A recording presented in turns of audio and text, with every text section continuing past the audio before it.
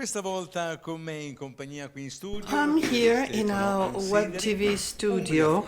We have Mr. Stefano Ansideri from Umbria Fiere. You live in a wonderful region. Region of Umbria is really wonderful, I confirm. And you people from Umbria, very hospitable, very nice. Yes, yes, we like hospitality. Let's come back to a very important moment for agricultural mechanization. And we're going to talk about Agriumbria and in partnership with Federunacom and EIMA. You've already presented next year's edition. Yes, we've given a sneak preview of Agriumbria 2023. I'd like to introduce myself as a newly settled president. I was going to say and to mention it. So I'd like to thank the outgoing president. I'd like to give a different approach to Agriumbria. Holding this trade fair during 3 days in a year is a bit too diminishing. Of course, we cannot have any more days. We cannot add days because we cannot keep animals on the trade fair grounds for more than 3 days, considering weather conditions and the shelters we set up for them during those days. So it may get dangerous for them.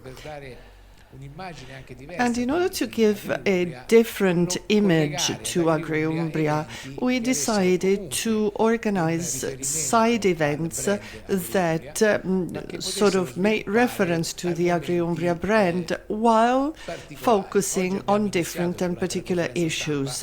During the press conference today, we presented the event that we'll organize in the month of January, and will be about water, which is an extremely relevant topic. Yes, unfortunately, last year we had major water supply issues, and we had to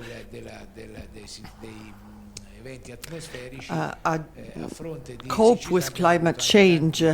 So lack of rainfall, followed by floods, so water-related issues.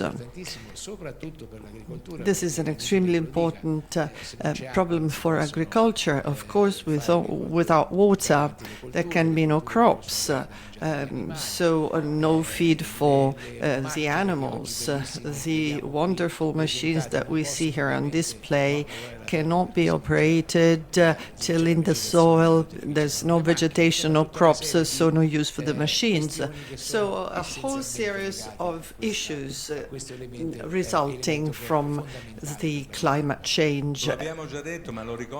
We mentioned that already. Unfortunately, over the last 12 years, we've lost 14 billion euros due to the climate change, really concerning data. We mentioned the 2023 Agriumbria Trade Fair, but you have a long history, right? Yes, this is going to be the 54th edition of our trade fair, so you have a long story. You go back many years.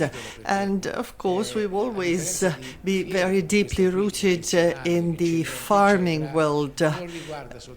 In fact, our exhibition is not only about agriculture and farming practices, but much more. We have animal husbandry, machining, machines, breeders, poultry, and so it is a real trade fair, very comprehensive, which can represent the world of agriculture.